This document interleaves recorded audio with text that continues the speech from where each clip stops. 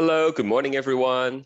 So we will be continuing on the urinary system today, and I don't know, maybe we will finish it, but probably not, because we still have quite a bit to cover.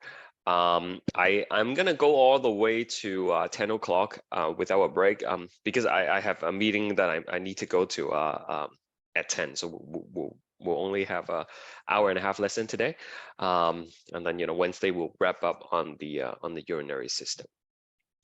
So where are we so far? We learned the anatomy of the kidneys, right? We have two kidneys, and then we have the ureters that are coming down and then collecting the urine in the urinary bladder, which would then come out in the urethra. We cut open the kidneys and then we look at the structures inside, right? We talked about how there are these functional units called nephrons. They are tubular structures that are the functional units for the kidney. They are the ones that are actually making the urine. And they are partly in the renal cortex, and then the loop of Henle goes down to the medulla and then coming back up. And each part of the nephron is responsible for performing a different task in the process of urine formation. And before we ended last time, we talked about the what's happening at the Bowman's capsule, and then we talk about what happens at the proximal tubule. So let's just take a moment and review on those concepts before we continue on. Okay, so here we go. This is the study guide, question number 6. And the site we're looking at is the renal corpuscle. It just, very briefly, okay, in case you, because it has been a week and you guys were busy studying for the test. So maybe it's just a good idea to quickly refresh your memory on the different parts of our nephron. Okay, so here, that is the Bowman's capsule. Bowman's capsule. And then we have the proximal tubule. This whole thing is the loop of Henle with the descending limb and the ascending limb. This is, of course, the distal tubule, and that's the collecting duct, right? And I'm going to add a boundary here. We have the cortex out here and the medulla. Okay, renal cortex, of course, and renal medulla. And the medulla has two parts to it, right? There are the renal pyramids, which are the little cone-shaped stuff.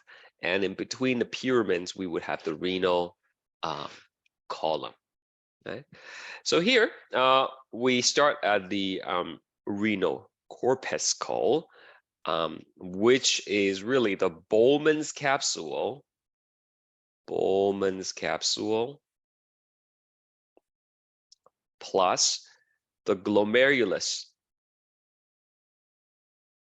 Okay, so collectively, we call that the renal corpuscle. You might remember there is an afferent arteriole that feeds into the glomerulus, right, which is a network of capillaries, and then it's going to come back out as the efferent, right? So afferent goes in, efferent comes out, right? So that's just, bringing you back up to speed of where we left off. You know what? I actually changed my mind. Let's go back here to question number 5. Right? This is probably a good one to go through as well. Right? So the process of urine formation is separated into 3. I don't want to say 3 stages because they don't necessarily happen one after the other, but like 3 parts, okay? And some of them can happen simultaneously, okay? One doesn't have to precede the other, right?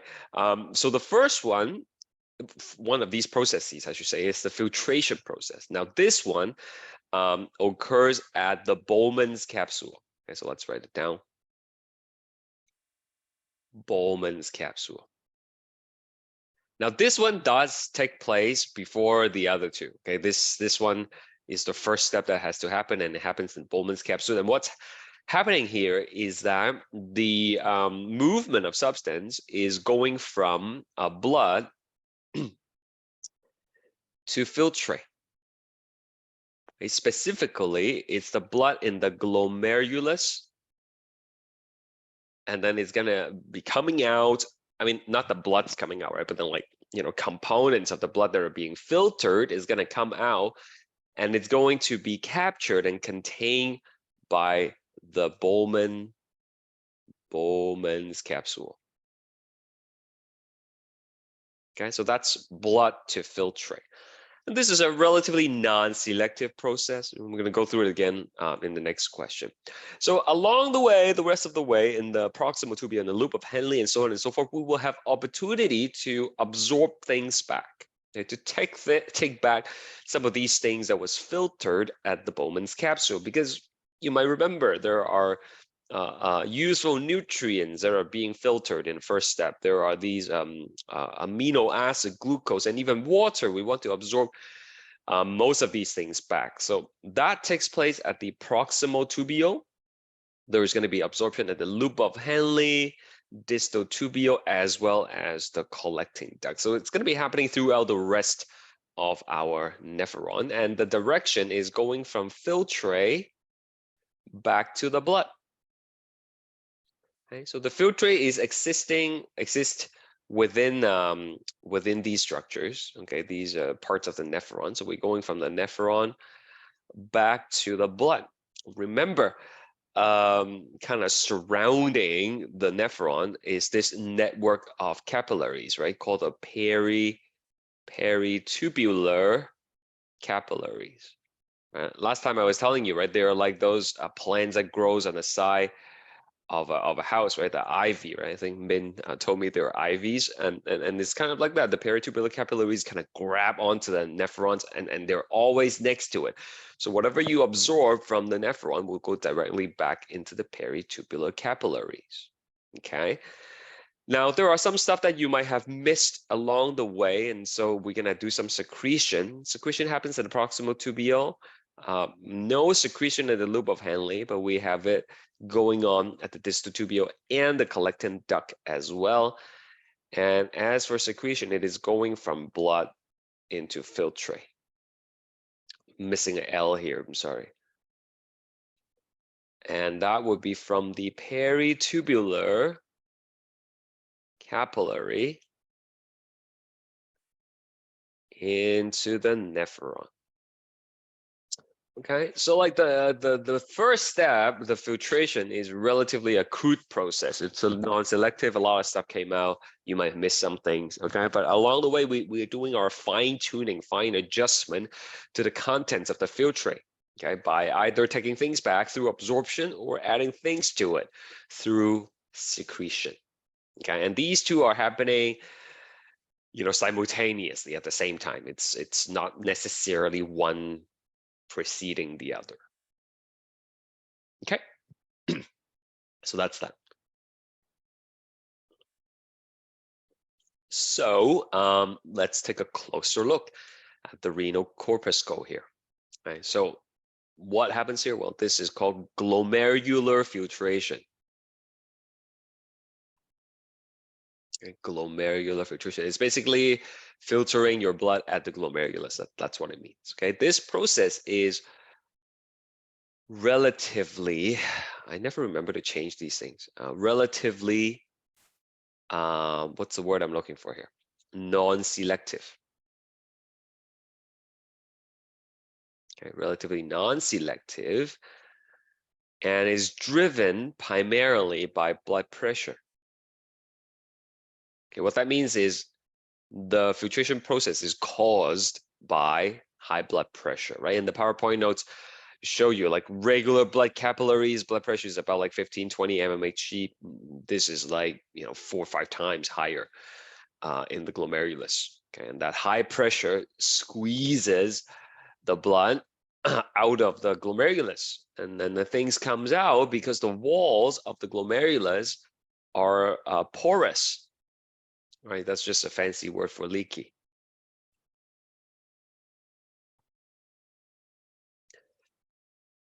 So plasma protein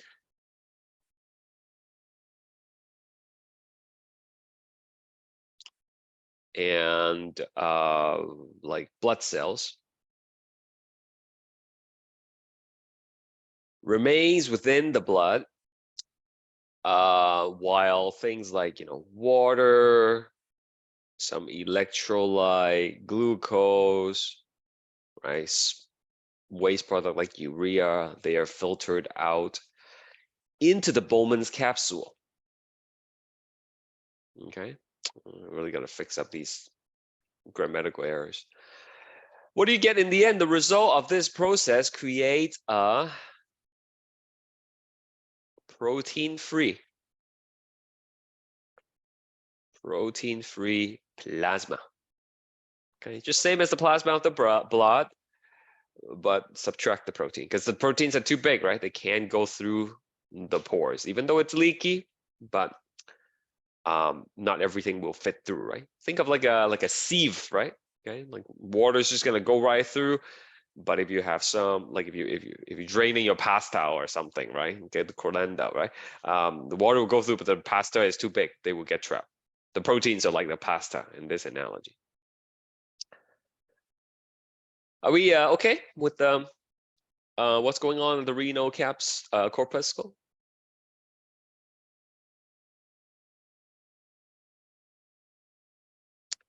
Okay, so what's going on at the proximal tubule? Now, this is the main site of reabsorption, okay, or absorption. Doesn't matter what you call it, okay? Like, it depends what you're reading. So absorption takes place, and you are taking back 60 to 70% of all the filtrate that was created in the glomerulus. Okay, you want to take most of it back. And this is going to involve both passive and active transport. Excuse me. But it's tightly regulated by hormones. Okay, there are factors that determines what hormones are secreted. If you already have a lot of certain electrolytes, for example, in your body, then you don't need to take back as much, right? You want to lower the absorption. If you already have a lot of calcium, for example, right? You might want to pee it out instead of conserving it. The amount of substances that can be taken back depends on the number of carriers available. So each substance has a threshold level, right? We said it's like having two conveyor belts, and then there are workers that are taking things from the filtrate back to the blood. But if all the workers are working at full speed, you're going to end up missing some, right? Okay, so in this analogy, the workers are the transport proteins, the carriers, right? If all of them are saturated, they're working at max capacity, then you've reached the threshold for absorbing the whatever substance we're talking about, right? The glucose, right? For example. Another thing that happens at the proximal tubule is blood pH regulation. Okay? So it is controlled by the secretion of hydrogen ions and absorption of bicarbonate ions, right? And we talked about the buffer system last time, right? I think I posted the notes already, right? It was the H2CO3 becoming H plus and HCO3, right? Okay, so if the blood is too acidic, you want to get rid of H plus, so you're secreting it, and you want to absorb bicarbonate because the bicarbonate will combine with the excess H plus to form H2CO3, right? H2CO3, if it's in its combined form, doesn't change the pH, right? It's just when you have H plus that are floating around, that would drop your pH, right? So your kidney helps regulate blood pH by by working with the buffer system, essentially. Okay, so you can look at the notes we wrote last time to take a closer look at it, and that's where we left off. Okay, that's where we left off. Does anyone want to say anything, ask anything before we move on to the loop of Henle?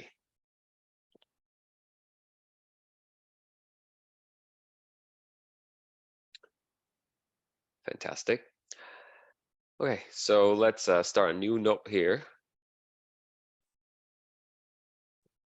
This is gonna be kidney part 2. Kidneys, urinary system, whatever you want to call it, doesn't matter. So this part of the note is loop of Henle.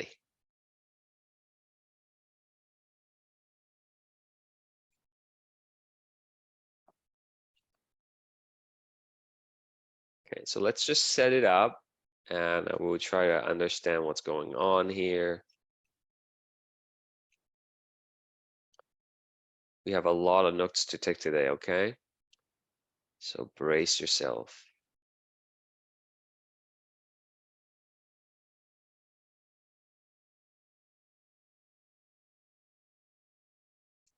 All right. So just want to refresh your memory about this concept of osmolarity, right? Basically, is like the concentration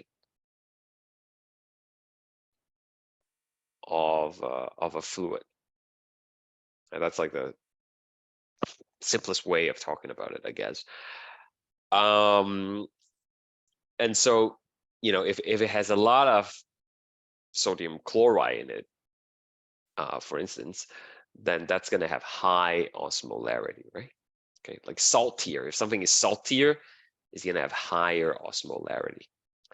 Now I'm just going to orient you again. You must have seen me draw this, 10 times, right? So this is the renal cortex, and then this is the renal medulla. All right.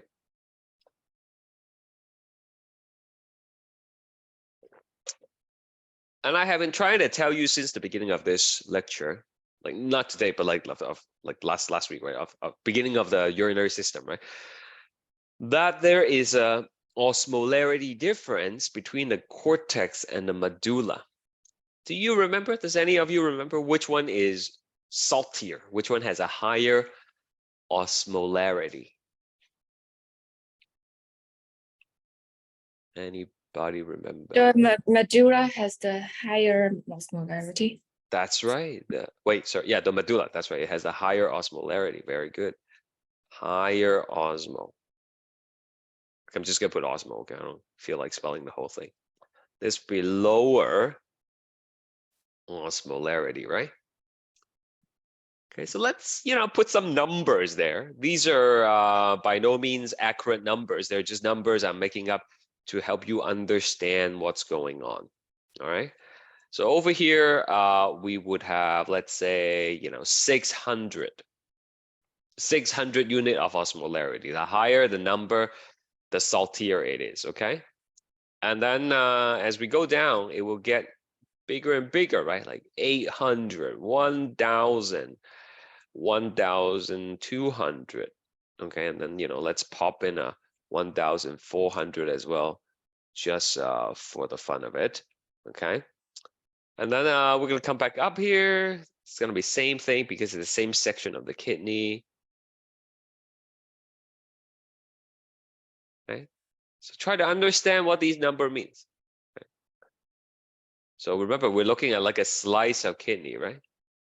Slice of kidney. This would be like the outer edge of the kidney, right? Don't draw that. But as you go deeper and deeper into the medulla, it gets like saltier and saltier and saltier, and it's the saltiest. It has the highest osmolarity towards the core of the kidney. Okay? So what happens next? Let me just draw this thing again. This is, of course, the proximal tubule, and at the proximal tubule, we absorb a bunch of things already. Okay, we take back some water, we take back some electrolyte and whatnot. So by the end of the proximal tubule, our filtrate which I'll represent with this faint yellow, is going to have its own osmolarity, right? Because it still has stuff in it. It didn't take back all the sodium. It didn't take back all the calcium and whatnot. There are certainly stuff that is still within the filtrate. So it's going to have a osmolarity number to it as well. Okay, so I'm just going to call it 400. Okay, 400. Seriously, any question about this setup before I tell you more? What does the numbers mean again? I was typing, I didn't hear it. Oh, that's okay. The number means the concentration, the osmolarity. Higher the number means the higher the osmolarity, the saltier it is, okay? Thank you. Yeah, no problem. Okay, now don't write this down. I just want to make sure that you guys are with me on this thing. We talked about this before already, okay? But I just need you to think about it one more time. This we talked about a long time ago when we first met. At the beginning of the course, it was like blood or something, I think. Okay, so let's say we have two chambers. Okay, there's a semi-permeable membrane here that allows water to move, but not the balls, not the red balls, not the solute. Okay, let's just make the container a little bit higher here. Okay, so we have a barrier here. Okay, so the water, which way will the water move? Okay, is the water gonna go this way, or is the water gonna go this way? Okay, let's do a poll. Let's do a poll. Which way will the water move? I'm not talking about the red dots, I'm talking about the water. The red dots cannot move, remember? They're too big, they won't fit through the selectively permeable membrane.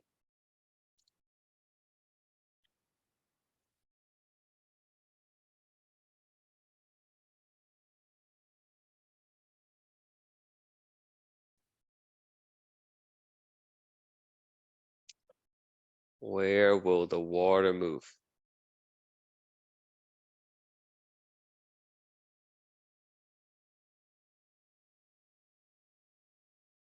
Okay. We have half the answers. Anyone else before we end the poll? No?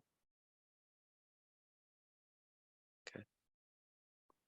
Hey, I was told you guys participate a lot more in your chemistry class with the poll. So I don't know what's going on here. It's because you guys don't know the answer, or like, I don't know, something is going on. Anyways, let me share the results. Okay. Most of you got it right, like 60% of you who participated. It's gonna go to the right. Remember, the water will always move towards the saltier side to try to balance it out, right? So as the water moves to the right, you will dilute the right side and you will concentrate the left side, and eventually the two sides will be the same concentration, right? Okay. Water always move towards the saltier side. Okay. I think I told you to think about putting a spoon of salt in your mouth and holding it, right? It's gonna suck the water out of your mouth, right? The water move towards the saltier location, okay? So the answer is from left to right. Okay, that's what you have to understand, okay? So the three people who picked the other way, I hope I have convinced you why it's moving to the right. Okay. So what does this have to do with anything? Oh, actually, you know what? Let's say say one more thing here. If I have to put a number here for these osmolarity, which side would have a higher number? Is it the right side or the left side? Let's say I have two numbers. Let's say I have 800 and then I have like 300. Where should I put the 300? Should I put it on the left side or should I put it on the right side? Based on everything that we talked about so far. Where should I put it, guys?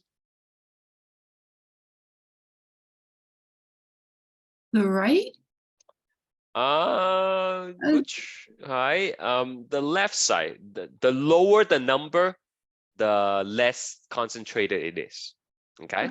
The higher the number, the more concentrated it is. Think of it like this. This is not entirely accurate, but think of it like this. I have some water on both sides. I'm adding 800 grams of salt over here.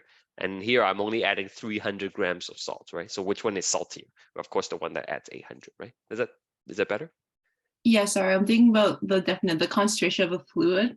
Oh yeah, you're thinking backwards. I understand. Yeah. But this is talking about the solute, okay? Okay. Like how much solute is in the fluid. Yeah. Which is what we call the concentration of the fluid. Okay, that's what we mean. Like how much solute is in it, right? I see what you mean because of the way that I wrote it here, right? So when I say concentration of a fluid, I mean how much stuff is in it, how much salt is in it. Okay. Okay, so hopefully that is all right. And so let's go back to our situation here, right?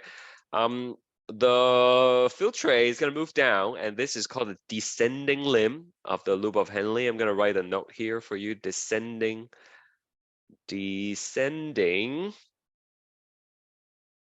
limb. Okay, so for the descending limb, only water can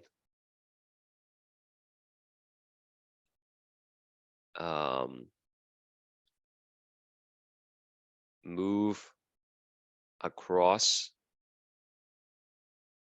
the nephron wall. In other words, you can only absorb water and nothing else.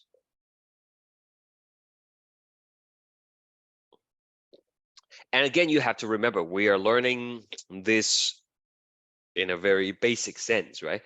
So if you go online and you read something that is more detailed and you're like, oh, but you know that's not what we talked about in class. It's because we're just trying to keep things, you know, in a very simple sense. And even when I try to keep it very simple, right, it's already very complicated, right? So it's best not to read too much. Okay, just stick with the notes and you know, not confuse yourself. Okay, so our field tray is going to come down. Our field tray is going to come down. All right. Please tell me, which way will water go? Is it going to go into the nephron or is it going to go out of the nephron? Okay, remember our field tray is 400 and the surrounding area is 600. So which way will water move? Okay, Min says out. Anyone else want to comment on that? Yeah, have another out. Yeah, it's gonna go out, right? Because it goes from the less concentrated to the more concentrated area, right? So you're gonna be absorbing water. You're gonna be absorbing water like that. Okay. Now this part might be a little bit confusing, but as you are absorbing water, what's gonna happen to this number, this 400? Is it gonna become a smaller number or is it gonna become a bigger number? When you are removing water from the field tray. Smaller number or bigger number? Okay, you just think about it in your head, right? Okay. And yes, Min, you got it right again. It's bigger number because as you remove water from it, it gets more concentrated, right? Okay, so it's gonna be like maybe 600. Can you see that? Let me try to make this a little bit bigger. So that's 600. Okay. So now the field tray is gonna be a little bit darker, maybe. It's gonna be a little bit darker. And then what happens to the next part?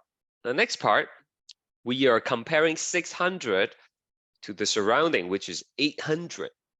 Right? So now, because the surrounding is higher concentration, you will be able to absorb more water. Okay, so now it will become like 800, just like the surrounding. Then comparing 800 to 1000, you will absorb even more water, right? Even more water. And then the stuff is gonna get even more concentrated, right? Very concentrated now at this point. Right, so that's gonna be like, 1000. And then comparing 1000 to 1200, I'm just gonna take away the 1400. I think you get the point. Okay, you're gonna take even more, right? Even more like that. So by the time you get to the bottom, like this stuff is like concentrated. Okay, this is very concentrated urine. Filtrate. It's not urine yet. Okay, so that's gonna be 1200. Okay, and that is why the osmolarity in the kidney has to get progressively more and more concentrated. Think about it. If the whole thing is 600, you will absorb a little bit of water here, and once they becomes the same, you won't be able to absorb more water further down, right? It's because the concentration keeps on getting higher and higher and higher that allows you to continuously absorb water throughout the entire descending limb. Okay? And that is important because it helps us conserve water. Mammals that lives in a very hot environment, for example, they would need to have extra long loop of Henle, right? Because this will allow them to conserve water in say the desert, right? Okay, so the longer the loop of Henle, the more water you can absorb. Does that make sense? So the descending limb, only water can move across the nephron wall as filtrate moves down. And when I say down, it's like a relative term, right? Because this nephron could be upside down in some places of the kidney. But as the filtrate moves down the descending limb,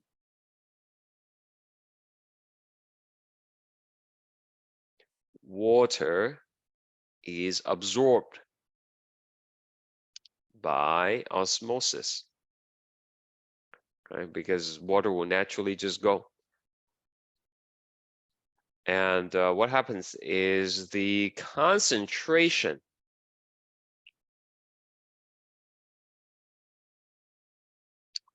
of the filtrate increases. And it's the most concentrated, right? Most concentrated in the at the bottom of the loop. Okay.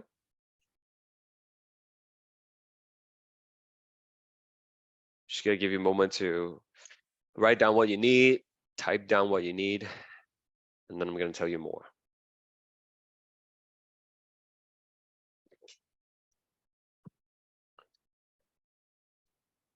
You should have a question for me though, right? Something here is not making sense until I explain it in a bit, okay? But like,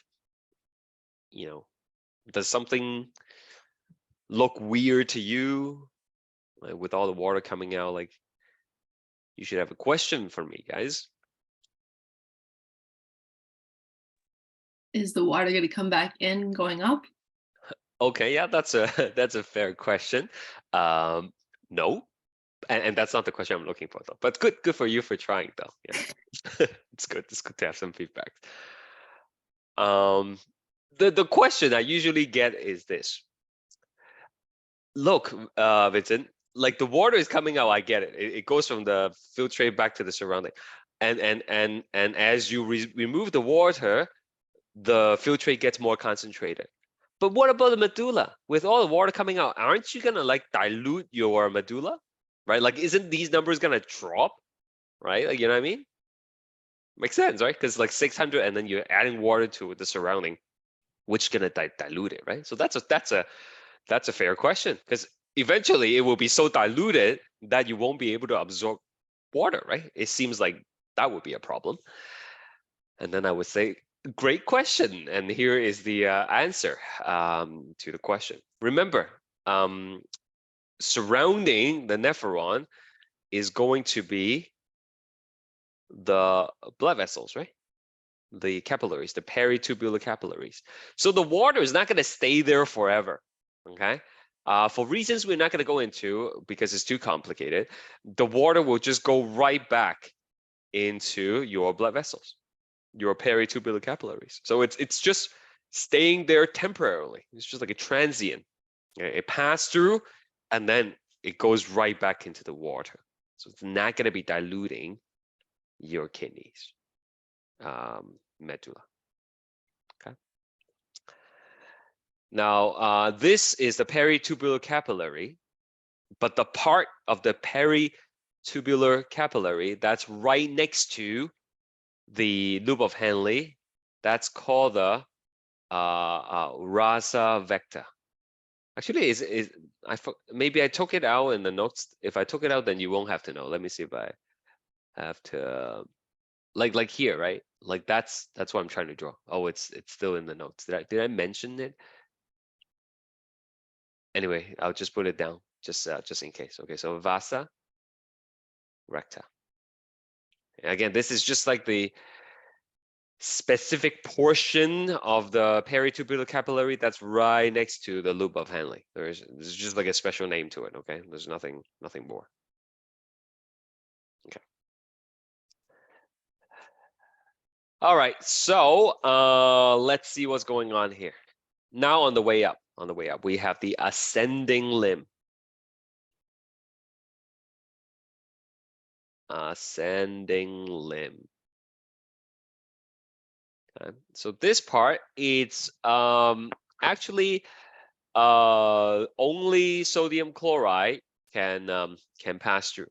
Okay, so only NaCl can be absorbed.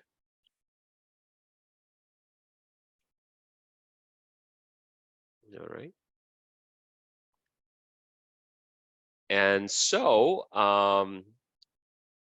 this one is a lot easier to understand. Look, the 1200 is coming up, and then the surrounding is 1000, right? So which way does the sodium chloride go? Well, things goes from high concentration to low concentration when we're looking at the solute, right? So it's gonna move out, right?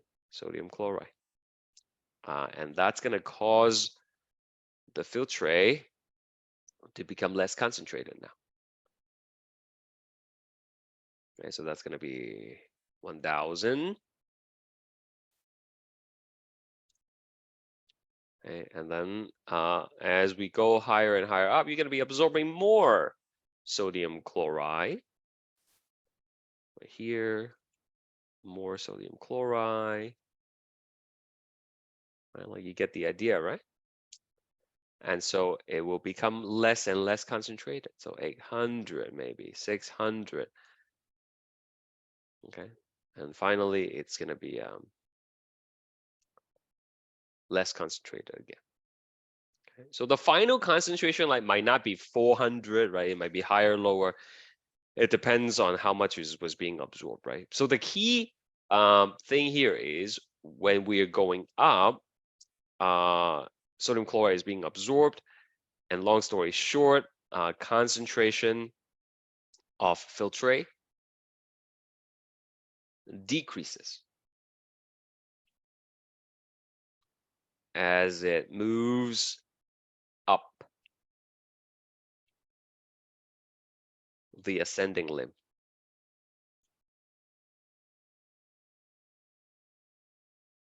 Okay. That's it.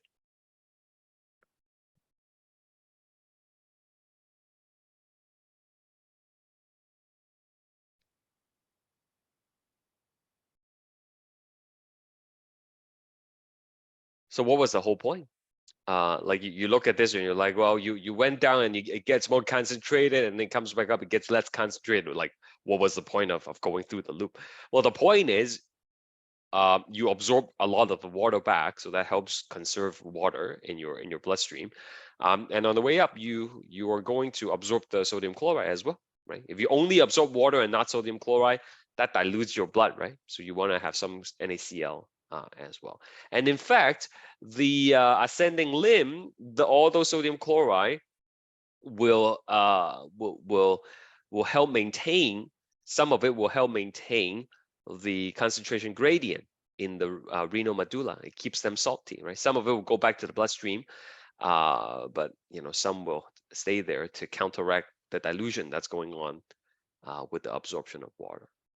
Okay, so that's it for the loop of Henle. Any questions before we move on? Professor, can you scroll down? Sure, no problem. There you go. Thank you. Give you a moment to catch up. And then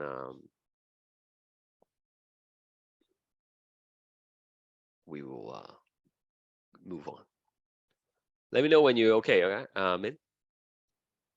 And if anyone else needs the screen longer, just let me know. Professor, can you please zoom in a little bit? Zoom out like this? Yes. Yeah. Oh, okay. Thank you. There you go.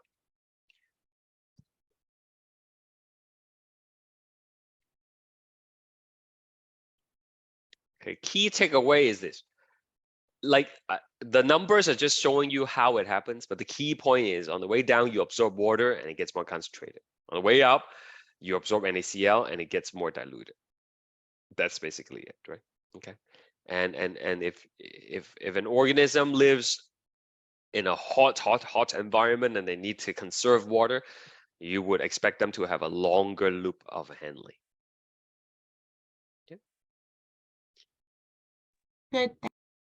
All right. Let's go back to our slides here. That's just basically what I said. You can read that on your own. There is nothing special there. We took the note already. This is just a professional drawing. It's the same thing, but like without the numbers, right? Without the numbers, it's hard to understand, I feel like, okay? All right, so what's happening at the distal tubule and the collecting duct? By the time the filtrate gets to the distal tubule, right? We have already absorbed 80 to, oh, you don't see the PowerPoint? Oh, sorry. Thank you for letting me know there. Is that okay now? Okay, so I was just saying, right? This slide is same information. Thank you for letting me know. And this one is loop of Henle, same drawing as we have without the numbers. And then here is just what I was talking about. By the time the filtrate reaches the distal tubules, there is about 80 to 85% of the stuff are already reabsorbed back to the blood, right? So 60 to 70% was absorbed at the proximal tubule. And then once we go down the loop and come back up, we absorb an additional, 10, 15%, right? The water and the sodium chloride mostly. And so when we get to the distal tubule and the collecting duct, this is just for like final adjustment of the urine content, of the filtrate contents, okay? And for the most part, the distal tubule and the collecting ducts are impermeable to solutes, okay? Nothing can pass through on their own, and it must be done through active transport, okay? And what is being transported across the nephron wall at the distal tubule and collecting ducts are controlled by hormones. Okay, so we are going to be looking at some of these hormones shortly. All right, so moving on. Regulatory function of kidneys. So we're going to take a big note here on something called RAS. RAAS. This is gonna take a whole page, and it's gonna take probably, I don't know, 20 to 25 minutes. So hope you're ready for it.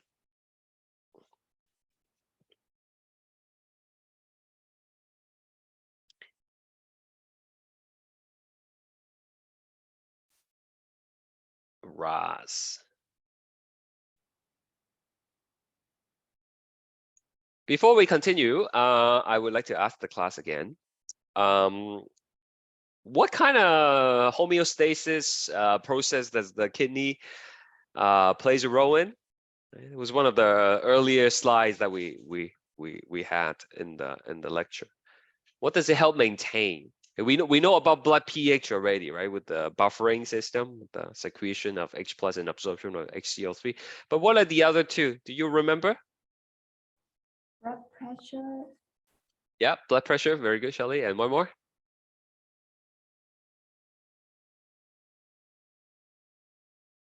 Talk about water salt balance. Yeah, water salt balance, exactly, right? So water salt balance is basically blood osmolarity, and then the other one is blood pressure. Okay, you need to pay extra attention here because this is the basically first formal lesson that involves a hormone. Okay, in the context of kidney. So RAAS, what the heck does it stand for? Okay, it stands for renin angiotensin aldosterone system. I know we much prefer to say RAS, yeah, but here we go. Renin, angiotensin, angio as in like, you know, your heart, angiogram. 10, number 10, sin, like when you do something bad, I suppose. So that's angiotensin. Aldosterone, aldo like the shoe brand. Sterone means it is a steroid hormone. Okay. System. Purpose. RAS helps increase blood pressure.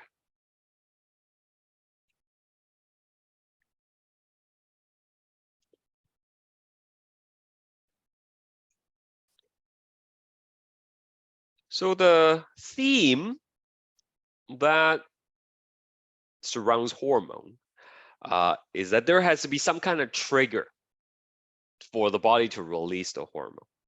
Okay, and the trigger in like 90% of the cases is going to be the opposite of what the hormone is supposed to do.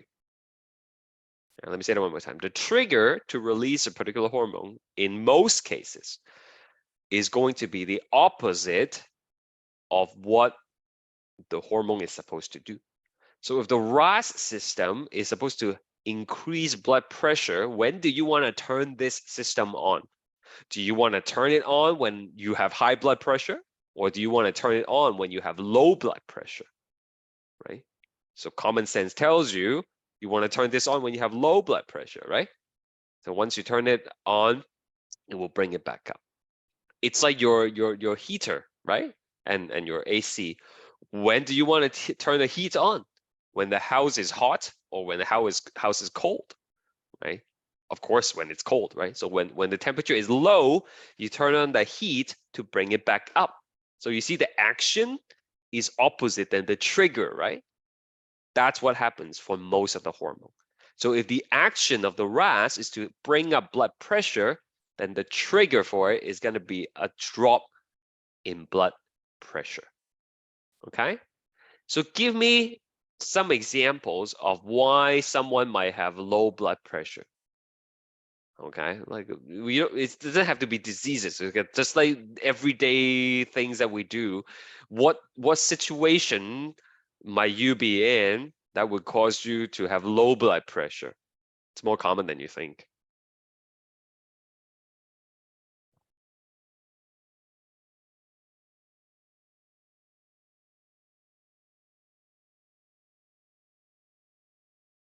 The question, yeah, sure, go ahead. Exercise?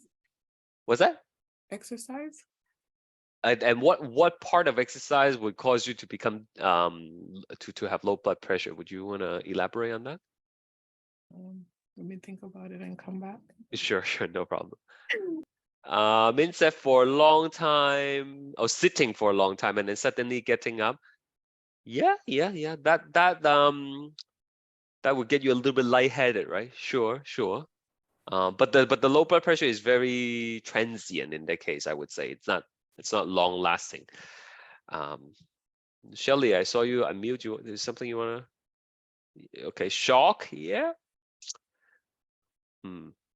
All these are good answers. It's just not what I was looking for. That's okay though. That's okay.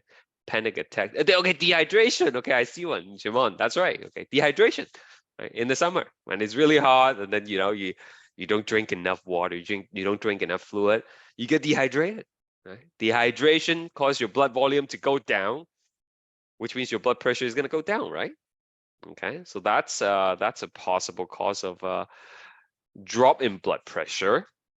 And then the other one is it's blood loss. Okay? If you lose excessive amount of blood due to injury, that could cause your blood pressure to go down. Okay, although that's not like an everyday example. Okay, like it's not every day that we sustain serious injury that causes excessive blood loss, right? But dehydration is a common one. Okay. So let's do this. This is your paper. You got to start a brand new page. This is a big diagram. We're gonna be doing a flow chart. Okay, we're gonna start here, and then we're gonna come down, and then I'm gonna write something here, and then it's gonna all connect in the end. Okay, I'm just helping you plan so you don't run out of space in the middle of nowhere. All right. So here we go. Actually, you know what? I think there is a page for it in the study guide. So if you print out your study guide, you can draw it in the in number 8 right here. Okay. But maybe save that for later when you organize your notes. Okay, I'm just gonna wing it right here in this blank canvas. All right. So hopefully you know what I'm drawing by now. I mean, you've seen me draw it so many times. I would be a little bit disappointed if you don't know what this is. Okay. So there we have the glomerulus. We have the Bowman's capsule. This is the efferent arteriole. Okay, and this, of course, is the afferent arteriole. Old news. Okay, we know this already. What I did not tell you was that surrounding the afferent arteriole, we have a group of specialized cells, okay, which are represented by these green little cubes. Okay, so this cluster of cells is called, let me just spell that out first.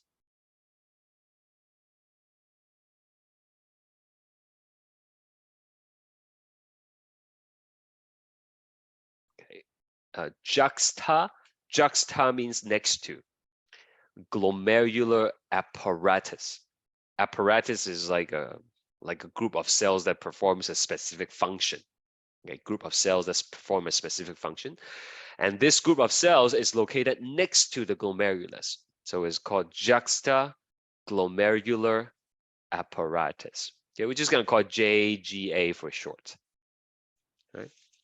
So this cluster of cells, the specialized function that they are supposed to do is to monitor blood pressure. Okay? As the blood is going through the afferent arteriole, the JGA is going to monitor the blood pressure. Okay, so in the event of a drop in blood pressure, okay, drop in BP, and the reason for a drop in BP could be many things, right? You guys gave me a bunch of examples, but I'm gonna put like dehydration maybe, right? Blood loss maybe, okay? Getting up too fast maybe, right? All those things could cause your blood pressure to drop, and then the drop in blood pressure as a whole will cause the amount of blood that goes to your renal artery to decrease, which subsequently would cause the blood pressure to drop in the afferent arteriole, and the JGA will detect that. So after detecting a drop in blood pressure, the JGA is going to release something called renin. Okay, that's the R in the RAS, okay, the renin, right? Okay, and this renin is an enzyme. What's the difference between an enzyme and a hormone? An enzyme is something that performs a chemical reaction, okay? A hormone is something that would cause change in your physiology, okay? It will cause your body to behave differently, okay? Which we will get to in a bit. So drop in blood pressure, JGA detects that, and then it releases the renin. Okay, so put that on hold for a second. Now, your liver makes many different types of plasma protein. You should know by now, right? It makes albumin, right? It makes like clotting factors. And in this case, it makes something called angiotensinogen.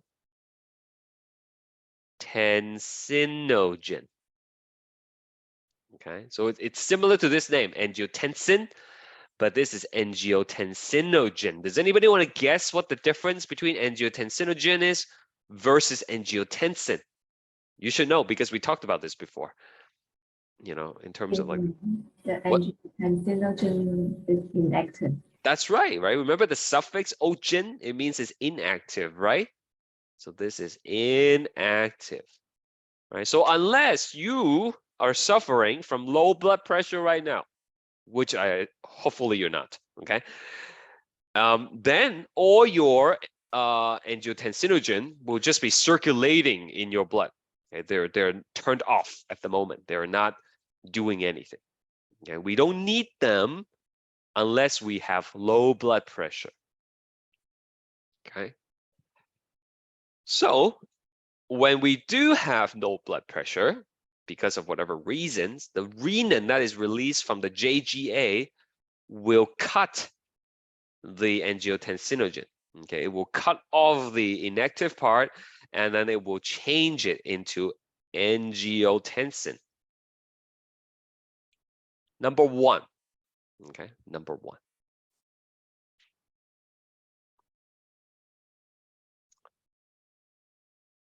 And then we have another thing, okay, from the lungs. The lungs is going to make this thing called angiotensin converting enzyme, or ACE for short. Okay. And what that does is, you know what, let me move this a little bit closer. Okay. And then as the name implies, the angiotensin converting enzyme will convert the angiotensin number one into angiotensin number two.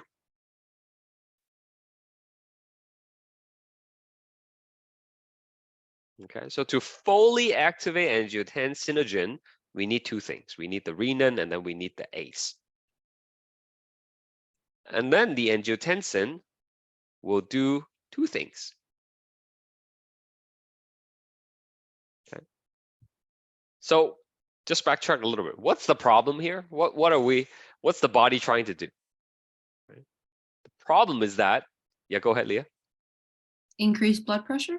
Yeah, the body's trying to increase blood pressure, exactly, right? Because we're suffering from low blood pressure, right? So the angiotensin number two is going to help do that. And one way you can help increase the blood pressure is to trigger vasoconstriction. Right, we're gonna squeeze those blood vessels, decrease the diameter, and then that will increase blood pressure. Right? So that will help with the situation, but it's not enough. Okay? Vasoconstriction is just part of the solution. We have to do something else. Okay. So the second thing angiotensin number two will do is that it will go to the adrenal glands. Okay, remember your kidneys? On top of your kidneys sits the adrenal gland, right? That's the adrenal gland. We labeled that before. And the angiotensin number 2 will trigger the adrenal gland to release the hormone aldosterone. Okay, so this is a hormone, aldosterone.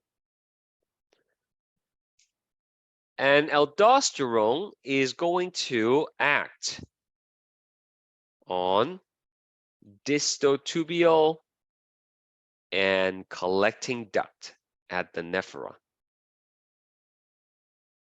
All right, so what is it going to do? It's going to do, well, it's basically going to do one thing, and then it's going to cause a cascade of events to happen after that.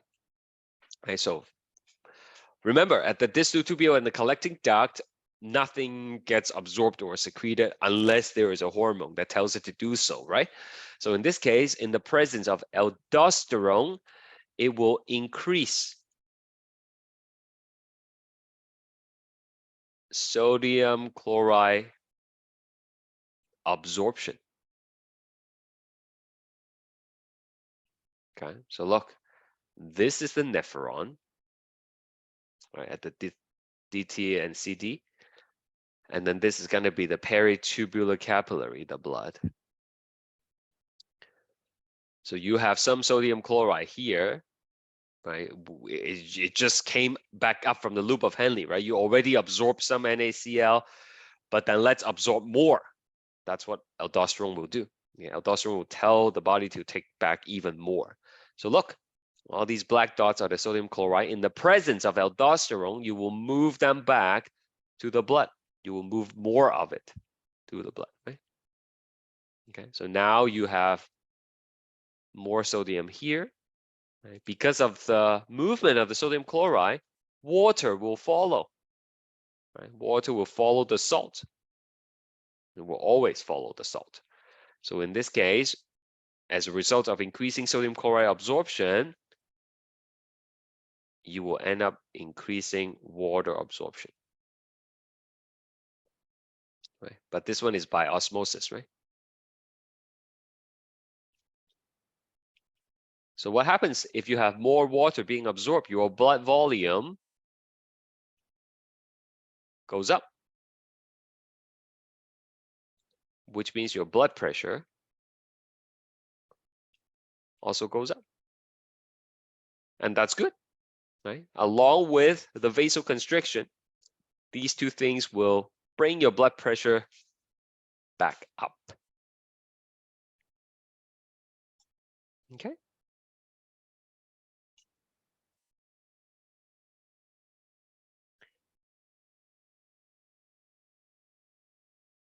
That's basically it for now. Okay, we still have the second half of the note.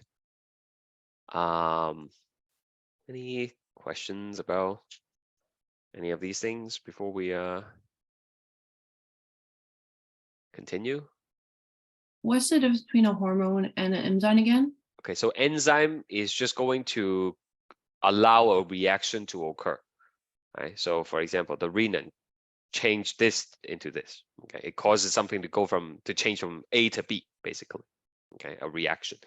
A hormone, on the other hand, is going to cause your cells or your body to behave differently.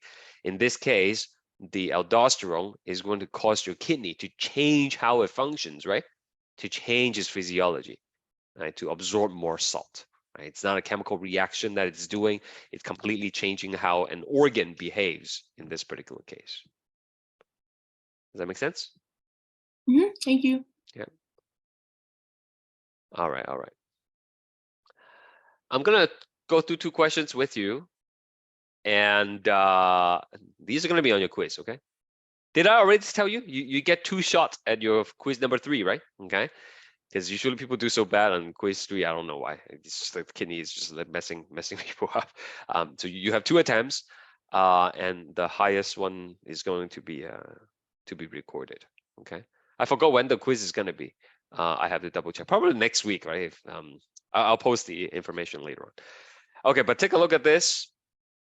Okay. I'm not even going to ask you to do a poll. Okay. Just try it on your own. and then we'll take it up. Okay, like I'm give you like 2 minutes to think about. Look at the diagram that we drew and try to answer this. Okay.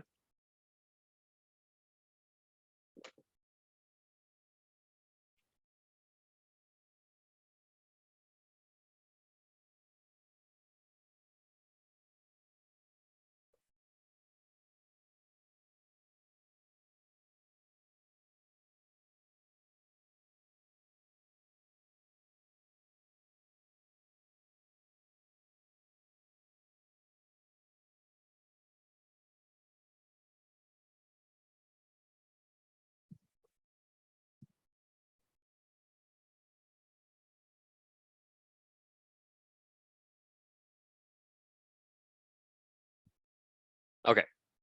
Was that? Oh, that was a little over a minute, I guess. But let's think about what this means. Okay. We know we have angiotensinogen. Okay, and then it becomes angiotensin number 1, and then angiotensin number 2, right? What enzyme? What enzyme do we need here to go from angiotensinogen to angio1? If you look at the diagram that we drew, Renin, that's right. We need the renin, and over here we need the ACE, right? The angiotensin converting enzyme. This one is from JGA. This one is from the lungs. So if the level of renin is high and ACE is low, which of the following is correct? So we have a lot of renin, which means the angiotensinogen will get converted into angio number 1, right? So this is gonna go down, right? Because whatever angiotensinogen you have, the renin will convert it into angio number 1. Okay, but then we don't have a lot of A's, which means some of the angiotensin number 1 will get converted to number 2, but not enough. Okay, so this is going to build up, right? Because that's where the bottleneck is going to be, right? You can't go forward fast enough. This is the rate limiting step, right? So this is going to keep on building up as more and more angiotensinogen is being converted into number 1.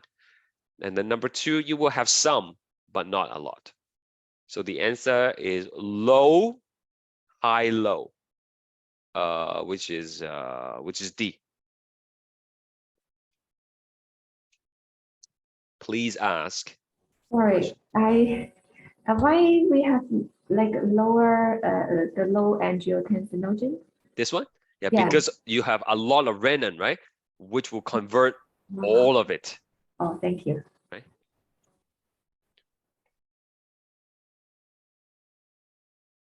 Anyone else?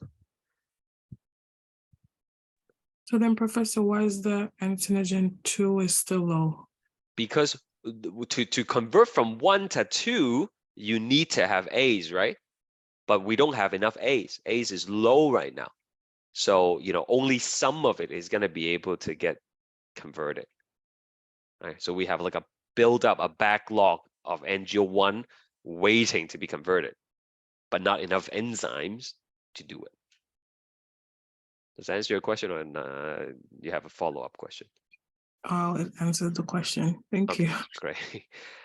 All right, now please try this one. Make me proud, okay? Get the right answer.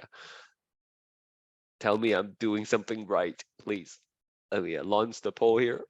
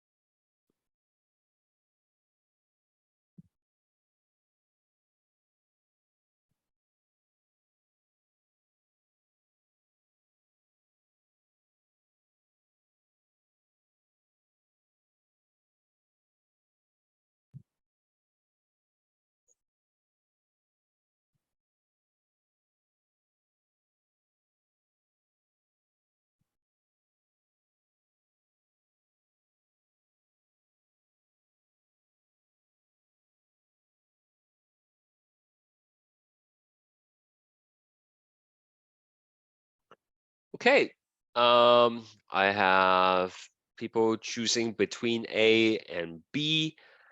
Okay,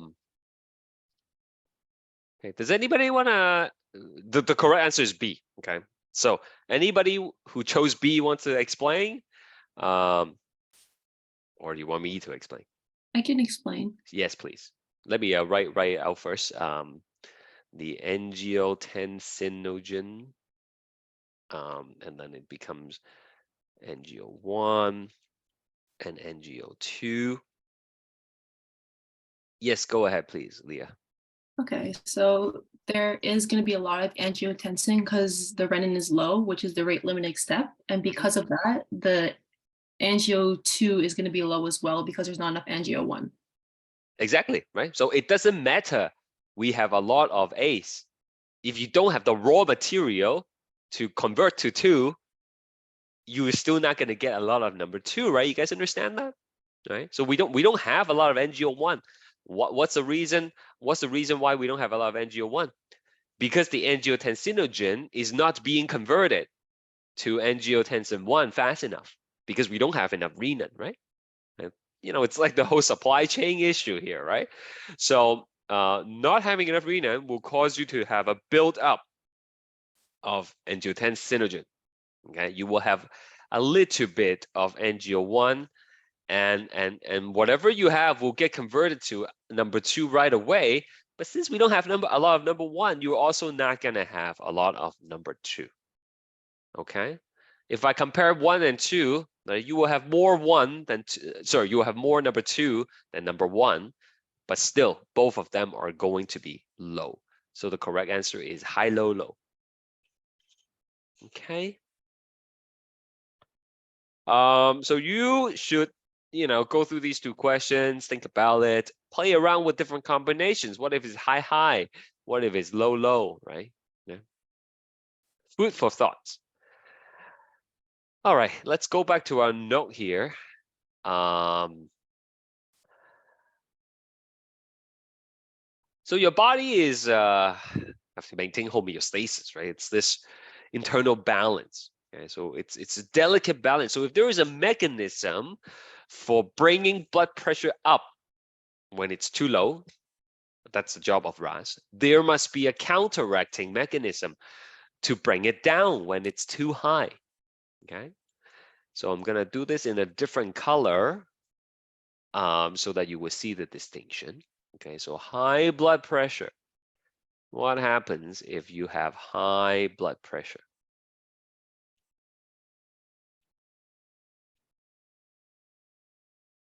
Okay, and that could be caused by, you know, prolonged conditions that you have. Okay, like maybe a heart problem. Okay, maybe of your diet. Maybe you are constantly stressed out. Maybe you are exercising too hard, doing too many bench presses. Right? All these things could lead to high blood pressure. Right? So that's gonna be detected at the heart. Okay, at the atrium actually. Atria. Okay, both of them.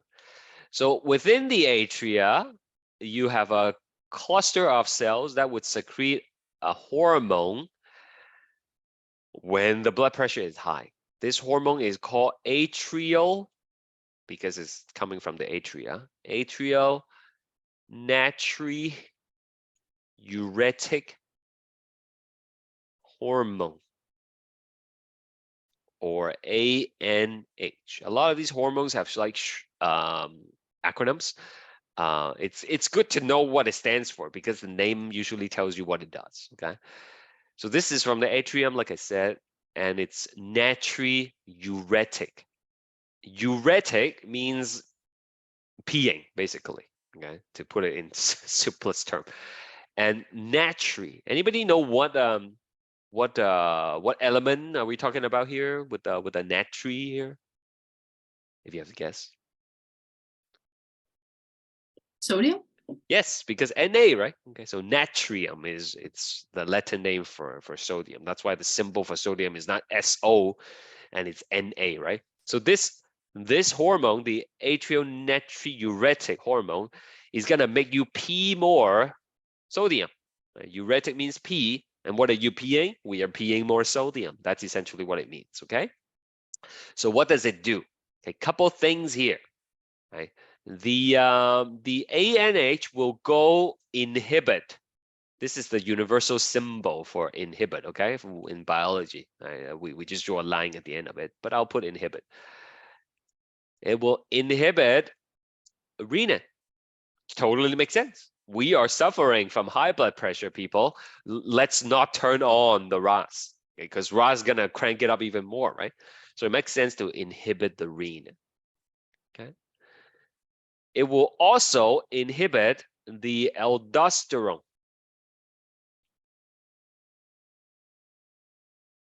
Okay, it will inhibit the release of aldosterone, inhibit the function of aldosterone. Now, I know what you might be thinking. You're like, hey, this is a little bit weird, because if you shut down, if you inhibit renin, aren't you gonna not get NGO1 and therefore not get NGO2 and therefore not get aldosterone? So it seems a little bit redundant that we need to inhibit aldosterone when we are not really getting any of it, right? You understand the situation I'm trying to present to you, right? Logically, if you shut down renin, then you are not going to get 1, you're not going to get 2, and you're probably not going to get aldosterone, right? So why do we have to inhibit it, right? It turns out, which we'll learn later, that this is not the only way to trigger the release of aldosterone. There are other pathways in the body that will cause aldosterone to be released. Okay, and so even though you shut down the RAS system, there might still be aldosterone in your body, and you want to, inhibit those as well. Okay, we understand why we have to turn this RAS pathway off, right? Because we are suffering from high blood pressure. Okay, so what else is it going to do? Well, it's going to go to the kidneys, and it's going to act on distal tubule and collecting duct. Okay. And actually, this time, remember the name is natriuretic. You're gonna pee more sodium. So it's opposite of what aldosterone does. Instead of increase NaCl absorption, it will increase NaCl. What's the word I'm looking for, huh? Secretion. Right, you're gonna put more into your nephron, into your filtrate, right? Which then water will follow. Water always follow the salt. Increase H2O secretion by osmosis. Because we're losing more water, then your blood volume is going to go down, which cause your blood pressure to also go down. So you see, it's completely opposite, right?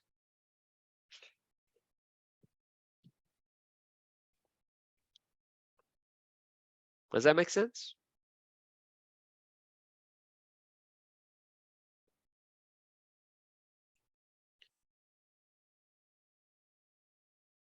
Now I will post this afterwards in case you miss it, but we're a little bit crunch on time, so I have to keep going here. Aldosterone, right, and ANH are antagonistic hormone. Okay, which means they have opposite function, and we need these antagonistic hormones in our body to help maintain certain equilibrium. Now, you need one to bring things up, and you need one to, put things down to maintain the balance, right? Just like your house, you need to have the heat and the AC if you want to maintain a comfortable level, right? If it's too hot, the AC comes on. If it's too cold, then the heater comes on. If your blood pressure is too low, we need the aldosterone, which we will get by turning on the RAS. If it's too high, the blood pressure is too high, we need the ANH to bring it back down. Okay, so to to summarize it in a diagram, and you will see me draw this diagram quite a bit, okay? We have 3 pairs of antagonistic hormones that we will learn in the course. This is the first pair. So the homeostasis that we're trying to maintain here is blood pressure. Blood pressure homeostasis. Okay. So if you have increased blood pressure, which one do we need? Aldosterone or ANH? Which one do we need? ANH. That's right. The heart will release the ANH, which will bring the blood pressure back, which will lower the blood pressure, I should say, lower the blood pressure, and then bring it back to homeostasis. Okay, and of course, it does that by inhibiting the renin, inhibiting the aldosterone, and then doing all those things in the kidney to help you pee out more sodium. Okay, peeing out more sodium means you're losing more water, means your blood volume is going to go down and your blood pressure is going to go down.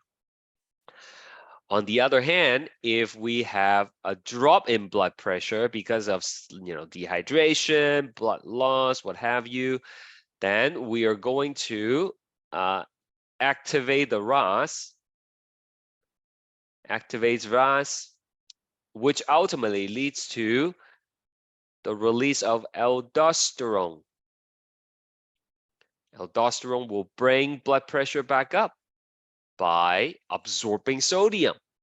Absorbing sodium means you're conserving water, brings your blood volume up, and eventually your blood pressure is going to go back up, and then it will bring it back to homeostasis.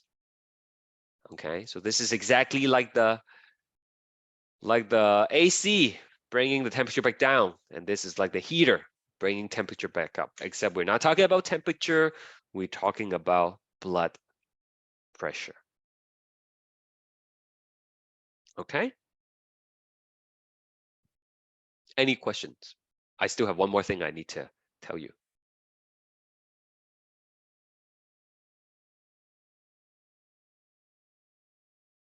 Okay, so let's go back to this diagram. Right? Now, people suffer from high blood pressure for, again, various reasons, okay? Chronic illnesses, right? Diabetes, for example, or heart conditions, whatever the case. Okay? So high blood pressure. When your body have high blood pressure, then your ANH will automatically get released and try to bring it back down, right? Okay, through the kidney. However, in some cases, the underlying cause of high blood pressure is so severe that your ANH is not sufficient to bring it back down to a safe homeostasis level, okay? Which means despite having ANH in your system, you are still suffering from high blood pressure. You're not able to bring it down with the built-in mechanisms of your body, okay? So then you have to take drugs, right? You have to take medications to help solve the problem. So like a long time ago, again, in lecture 1 or something, right, I told you people who suffer from high blood pressure, they might take diuretics, right? Diuretics. Diuretics means drugs that helps you pee, right? We now understand why it would help, because peeing more means you're getting rid of water from your system and you're lowering blood volume, excuse me, which would then lower your blood pressure, right? So that's one kind of drug. And if you know anybody who suffers from high blood pressure, relatives or friends, right, you can take a look at their medication, with their permission, right? If it's not diuretics that they're taking, right, they will be taking something called ACE inhibitor.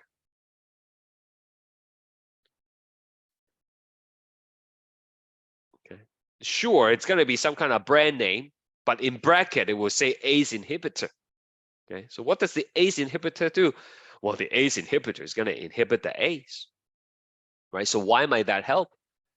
If the person suffers from chronic high blood pressure, inhibiting the ACE will make sure that the RAS is not going to be turned on, Okay, we need every bit of help that we can to bring the blood pressure back under control.